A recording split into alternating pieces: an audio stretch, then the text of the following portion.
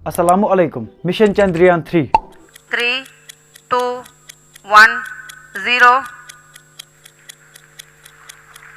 Mission Chandrayaan आखिर है क्या?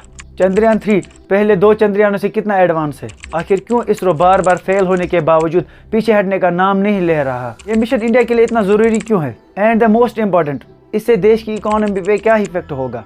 इकोनॉमी पर इफेक्ट मतलब डायरेक्ट इफेक्ट ऑन पब्लिक। आइए आज की इस वीडियो में समझते हैं। जैसे अमेरिका में नासा, वैसे ही इंडिया में ISRO, Indian space research organization, India की पहली ऑर्गेनाइजेशन जो कि डॉस के अंदर काम करती है। अब ये डॉस क्या है? डॉस यानी डिपार्टमेंट ऑफ स्पेस, जिस पर प्राइम मिनिस्टर की नज़र डायरेक्ट होती है और इसमें चेयरमैन ऑफ इसरो एक एग्जीक्यूटिव की हैसियत से काम करता है। इंडिया में स्पेस से रिलेटेड सारे ऑपरेशंस इसरो की निगरानी में किए जाते हैं। ऐसा समझ लो कि स्पेस से रिलेटेड इंडिया में कोई भी ऑपरेशन इसरो के बगैर मुमकिन नहीं, क्योंकि इसरो में स्पेस एक्सपर्ट से लेकर स्टाफ इंजीनियर्स और साइंटिस्ट्स भी मौजूद हैं।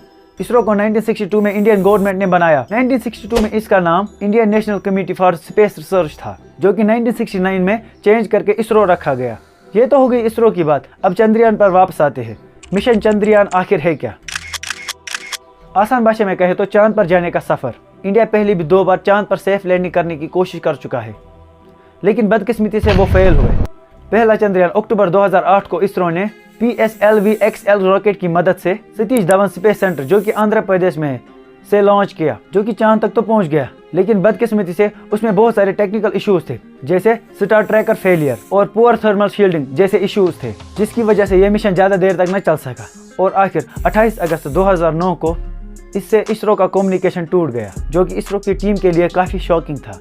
और फिर इसी दिन इसरो ने मीडिया पर लाइव आकर पूरे देश को ये जानकारी दी।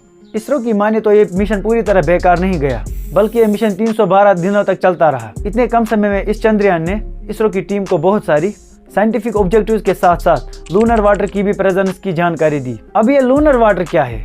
लूनर वाटर वो पानी जो कि मून पर मौजूद है। ये पानी अर्थ के पानी से बहुत डिफरेंट है और इसमें अर्थ के पानी के कंपैरिजन में बहुत सारे मिनरल्स भी मौजूद है। अब टॉपिक पर वापस आते हैं। इसके करीब 7 साल बाद नासा ने जुलाई 2016 को अपने advance ground based radar system को यूज करके चंद्रयान को रिलोकेट किया, लेकिन इसरो की माने तो चंद्रयान अपने ऑर्बिट से भटक गया था। चंद्रयान फर्स्ट को बनाने का जो खर्चा आया था वो 380 करोड़ से भी ज्यादा था। इतना लॉस होने के बावजूद इसरो चंद्रयान मिशन को कंटिन्यू करने में लग गया। इस बार इन्होंने चंद्रयान को काफी एडवांस और काफी मजबूत बनाया। इस मिशन का नाम चंद्रयान 2 रखा गया। इस चंद्रयान 2 को भी इसरो ने सतीश धवन स्पेस सेंटर, जो कि आंध्र प्रदेश में लोकेटेड है, 22 जुलाई 2019 को LV-M3M1 रॉकेट का इस्तेमाल करके लॉन्च किया। इस बार इसरो की प्लानिंग काफी एडवांस थी। इसी वजह से 20 अगस्त 2019 को चंद्रयान 2 मून के ऑर्बिट में सेफली पहुंच गया। इसको अब मून के साउथ पोलर रीजन में लैंड करना था, जहां पर लूनर वाटर प्रेजेंट है। लूनर वाटर मून के उस साइड में प्रेजेंट है जहां पे आज तक सूरज की किरणें नहीं पहुंची, लेकिन इस बार भी किस्मत इसरो का साथ नहीं दे रही थी। फिर 6 सितंबर 2019 को जब चंद्रयान 2 मून पर लैंड करने लगा, तो हार्ड लैंडिंग की वजह से ये चंद्रयान वहीं पे क्रैश हो गया। इसरो के मुताबिक सेकंड अटेम्प्ट में चंद्रयान की क्रैश लैंडिंग की वजह इस बार सिर्फ एक सॉफ्टवेयर ग्लिच था और इस तरह सेकंड अटेम्प्ट भी फेल हो गया। चंद्रयान 2 को बनाने का जो खर्चा आया था वो 600 करोड़ से भी ज्यादा था, लेकिन इसरो इस बार भी हार नहीं मानना चाहता था, इसलिए इन्होंने फौरन चंद्रयान 3 की तैयारी शुरू की। अब आते हैं चंद्रयान 3 पर। इसरो की माने चंद्रयान 3 पिछले चंद्रयान 1 और चंद्रयान 2 से काफी पावरफुल और एडवांस है। 14 जुलाई 2023 को दिन के 2:35 पर इसरो ने चंद्रयान 3 को लॉन्च किया। चंद्रयान 3 की लॉन्चिंग लाखों लोगों ने सोशल मीडिया और टेलीविजन पर भी लाइव देखी। इस बार चंद्रयान 3 को न सिर्फ इंडिया में बल्कि दुनिया के बहुत सारी कंट्रीज में भी लाइव टेलीकास्ट कर दिया गया। अगर सब कुछ इसरो के मुताबिक हुआ तो ये चंद्रयान इस साल के अगस्त तक मून पर लैंड करेगा। चंद्रयान 3 पिछले चंद्रयान 1 और चंद्रयान 2 से कितना एडवांस है, आइए समझते हैं। इसमें ILSA मीटर लगा हुआ है। ILSA means instrument for lunar seismic activities, जो कि मून वेव्स को डिटेक्ट करने में काम आता है। इसमें CHASTE भी लगा हुआ है। CHASTE means the lander house, Chandra surface thermophysical experiment, जो कि मून की गहरी इंफॉर्मेशन देने में काम आता है।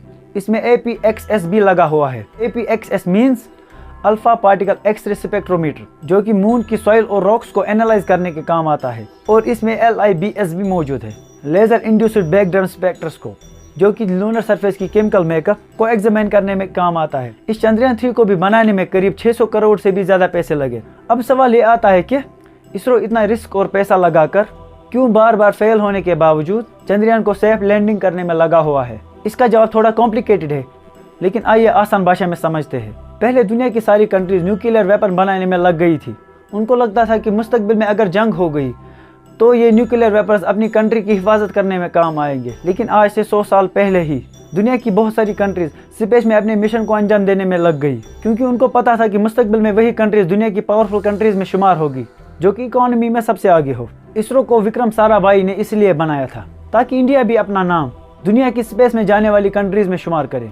अगर इस बार चंद्रयान 3 मिशन सक्सेसफुल हुआ तो इंडिया को इकोनॉमी में बहुत फायदा होगा। अब तक सिर्फ सोवियत यूनियन मीन्स रशिया 1959 में, यूनाइटेड स्टेट्स 1962 में, जापान 1993 में और ESA मेंबर्स 2006 में सक्सेसफुली मून पर सेफ लैंडिंग कर चुके हैं। और चंद्रयान 3 अगर सफल रहा तो इंडिया वर्ल्ड की 5वीं कंट्री बनेगी जो कि स्पेस रेस में अपना नाम लिखवा देगी।